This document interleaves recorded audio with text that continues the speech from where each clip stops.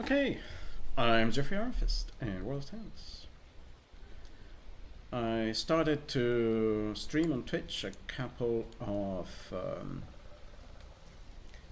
weeks ago, about a month ago, and I was off last weekend. I was on a holiday, and I've come back with the coronavirus, so I'm not going to stream very much today, but I want to do a little bit of an update on Wargaming's business model. And now it's an unfortunate fact of math that actually 50% of humanity is has a lower IQ than the other 50% of humanity. Not all people, therefore, work out something as easily as everyone else. And here's something that I don't think, from having discussions in the forums, people have really worked out. Not at least the choir boys that frequent the forums, that are so excited about every little glittery bead that Wargaming presents to them that they cannot see what's behind the motive. And if I am wrong, then stop watching my channel. For the benefit of those who may learn something, let's have a look at this tanks. Let's have a look at this one and see what Wargaming has done. So, yeah, I should have been cheered up that coming back from my holidays and this, while I'm down with the coronavirus, now I have 3 cents on my commander. Let's see what I can do with this commander. Now it has 3 cents. Well, it has an empty slot which was previously occupied by the 6 cents. So what could you do to fill up this slot? For example, if you had this commander, you could now get firefighting. This tank never catches fire. You could get, let's say, one of the other ones, Mentor. That will improve the gain of experience for each other crew member by 10% per battle, or something like that. And so after, thousands of battles, you end up 10% more crew XP, whatever. It's going to take you forever for this to have any significant effect on your other coin. If it was like 50% or 100%, it would have been different. But it has very little effect on the other crew members. And besides, such a small effect could easily boost the crew with a crew book.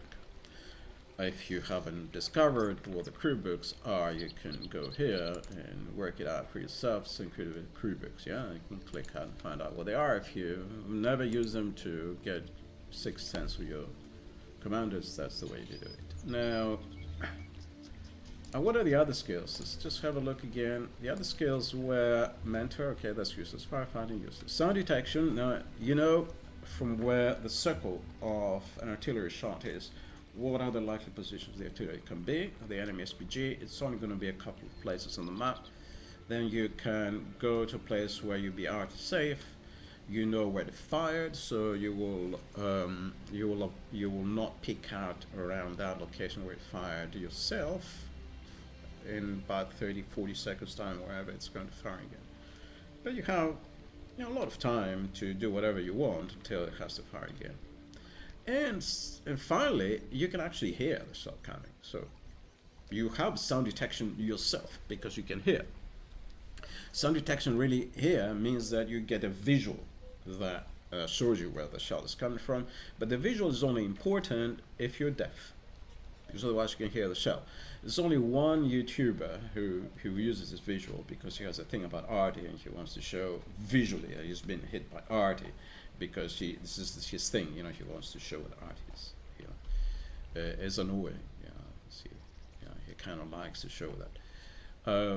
But that's about it, It's a great YouTuber. I have no problems otherwise with him, or even about this, whatever. But he uses it just for that reason, for the visual effect, It's not, you don't really need it. You don't need it at all. It's totally useless. Jack of all trades, I have repair, whatever, consumable, the small first aid kit. So, if someone gets injured, the commander could take cover, but, you can just click on this.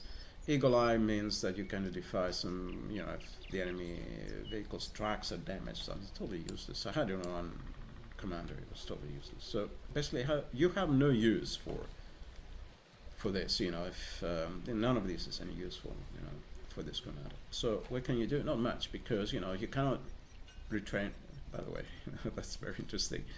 Okay, that's a good thing. This is what I'm talking about. So wargaming has made it a little bit less painful for us to try to reassign our commanders to new qualifications as drivers, because drivers have a lot more useful skills than commanders. So you could take this commander and put him as a driver.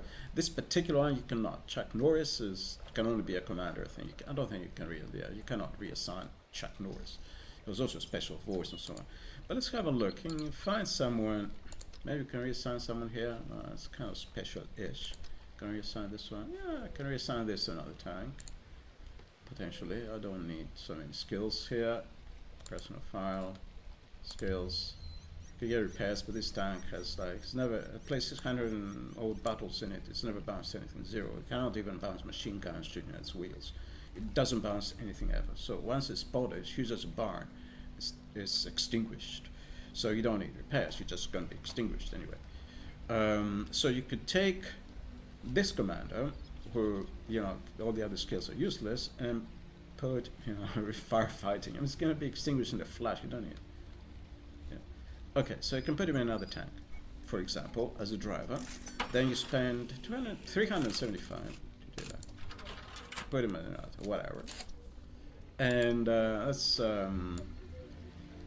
that's something you may have to do with several of your commanders, that you find no useful skills for them anymore, because you've trained them up to 4 or 5 skills. Even 3 skills in some cases is enough. Now with this free 6th sense perk, 3 skills will be plenty. 4 is enough for sure. 5 is too many. Now, so you have to take all the highly skilled commanders and put them in as drivers in some tank, which could be a new tank. So you have to buy a new tank. Okay. Then you have to change the qualification. And then you have to find some useless guy from some low tier tank that you don't play anymore. I don't have any low because I don't play them anymore. But let's have a look if you can find some low tier tank. Okay, you can get this guy or something. I don't know. You can get this guy. Well, I don't play these tanks. There you go.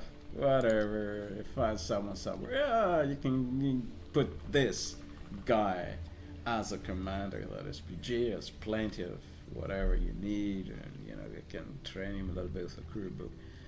And so this is a tank, never going to play, something like this. Once you've progressed to tier 5, tier 4, tier 5, tier 6, you stop playing these tanks. But it's certainly by the time you go into tier 8, tier 9, tier 10, you don't play a tier 3 anymore.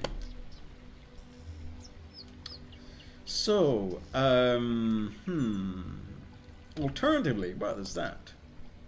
Well, play this tank, played a few battles in it. Well, this was my first tank, I think. My first, sort of Tech 3 tank. So, I can have 6th sense now. At tier 1. Oh yeah, I can go and play a tier 1 at 6th sense. Oh my god, is this what Wargaming wants us to do? No, I think what Wargaming, well, no, I don't think. It's pretty obvious. What Wargaming wants us to do is, you find some commander with a vehicle that doesn't need anymore that much experience. I'm sure I have a few, it's a vehicle that doesn't have SPGs. Have a look. SPG, this is the SPG I play the most.